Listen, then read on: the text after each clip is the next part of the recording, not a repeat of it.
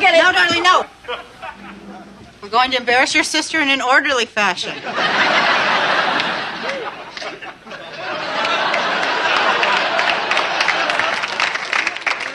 God, I hate this family.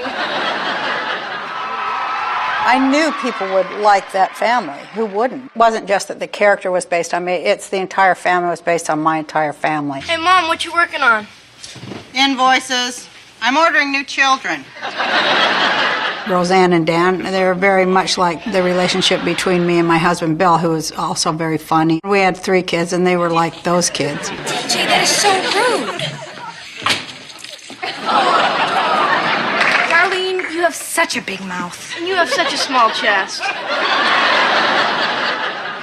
I just wanted to put, like, a voice to the average American working mother. Well, I got a lot of letters and a lot of attention from people that were like, you know, it was so great to see people like me on TV. It was basically, I heard that all the time. So when I came, I was like, I'm going to say what people really talk about who are mothers in their homes. I better call you back later, Jackie. The sedative I gave the kids for breakfast is starting to wear off. I'm a comic, so of course I want to break boundaries and stuff.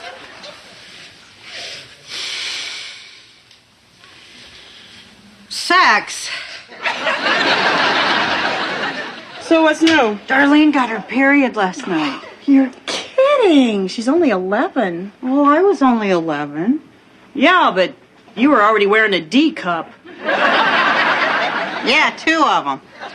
On TV, you don't see any fat people. And if there are fat people, they're just the butt of the joke. They're not in healthy sexual relationships. I think that Dan and Roseanne talked about sex, like most couples, far more than they actually did it. Well, you're welcome, too. That was nothing. The official thank you will take place in the thank you room.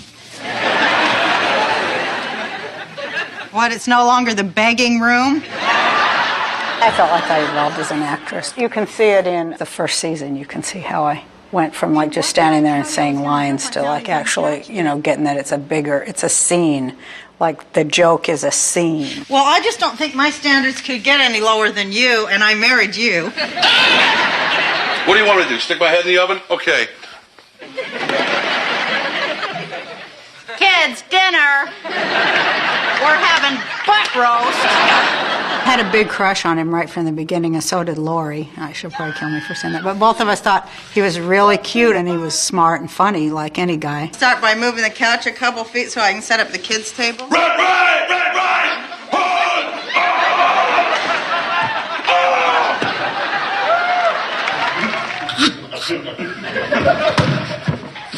It was great for me to work with John, and it was great for me to work with Lori because they were, you know, 2 really different actors and really good actors, too. John, he could make any line funny. If I didn't think a line was funny, John could take, like, the worst thing and like, by making a face, he could make it work.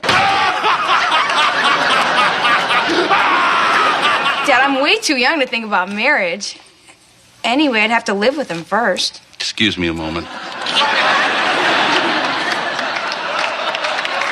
Lori, she could do the same thing. She could make any line ridiculous and funny. Oh, how am I acting like a child? Oh, forget about it. Oh, she can blame it, but she can't name it. Hey, I was part of this family, too. Yeah, when your hamper's full or your car needs working on. I've been a member of this family longer than you have. Boy, that's something to be proud of.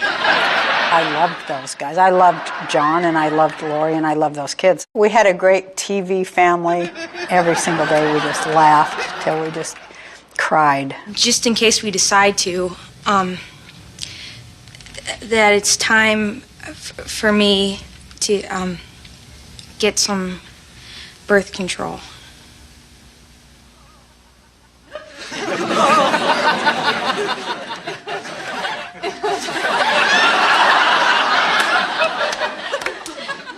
Isn't it great, Roseanne? I felt like I was mothering the kids a little bit. Yes, I felt like I was everybody's mother just because I wanted to control everyone and stick my nose in their business as much as I could. And I did a good job of that, I have to say. I don't think I really spend enough time with my lovely daughters, enjoying their extremely stimulating company, you know, just hanging out and everything like that, and doing really fun stuff. Mother, get a life.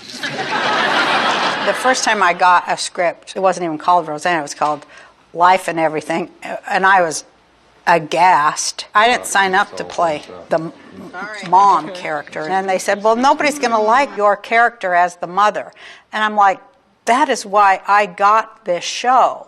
The producers that I worked with, they didn't understand what I was saying. They started to put into the script things that would come out of my character's mouth that would just be mean. She's not a mean, she's wise. She's, you know, she's thinking. I just found these in your jeans. I thought you might want them back. You're gonna kill me, aren't you? No. Your father and I just want you to know you don't have to sneak around anymore. Yeah, honey. This is your house, too. You're welcome to smoke. Yeah, right, and get my face bashed in. I can see how they'd think that I was difficult to work with. I didn't just shut up and do it, so I suppose that's difficult. I feel like, hey, I couldn't have been any easier. It was a fight for a very long time. After the end of the first season, all that was done, though. People think it went on forever. We gotta go on a diet. What's this wee jazz? My pants fit fine. Dad, Cindy Clark's mom pays her $2 an hour to babysit. Well, Cindy Clark's mother is a rich, drunken slut. I found it more effective to go down to the comedy club and find, a guy who had a funny 20 minutes and had never written for television. I found his output was far more entertaining and funny to me than a guy who'd written for, 10 years the same 7 stories over and over. Everybody had about 2 good years in them, and then they should move on. She's just your little princess. What are you talking about? She never takes my side. We're always arguing. She makes my life miserable. Am I right? Well, I do what I can. You'd had worked all week to make something funny and make something work, changed it, rewritten it, and then there it was. I'd get so mad if I did say something and they didn't laugh. Oh, I'd be so frustrated. Last night, I went to this incredible seminar. What was it this time? Dare to be a millionaire? See it and be it. Be what? We never got a laugh in any of those factory scenes. We used to have these big jokes about that the factory was built over an Indian burial ground. It was haunted. That's why we couldn't get any laughs there. Sometimes when we'd stand there and do the jokes, we'd go whoosh for the wind rushing by of the haunted, people who were buried there. The day that I got to unionize the factory, it was inspired by the movie Norma Ray, which I love. We destroyed the factory because they all walked out, so I never had to go back there. But then we built the kids' bedrooms over where the factory had been, and we never got any laughs over there either. So the curse of the burial ground, it must be true. Lady, you have an evil mind. And a body to match. You're calling me fat? Yeah, I'm calling you fat. Well, if that ain't the big fat pot calling the Colonel black. The network kept it going, and the viewers kept it going. And, the actors and the writers and everybody, we wanted to keep doing it.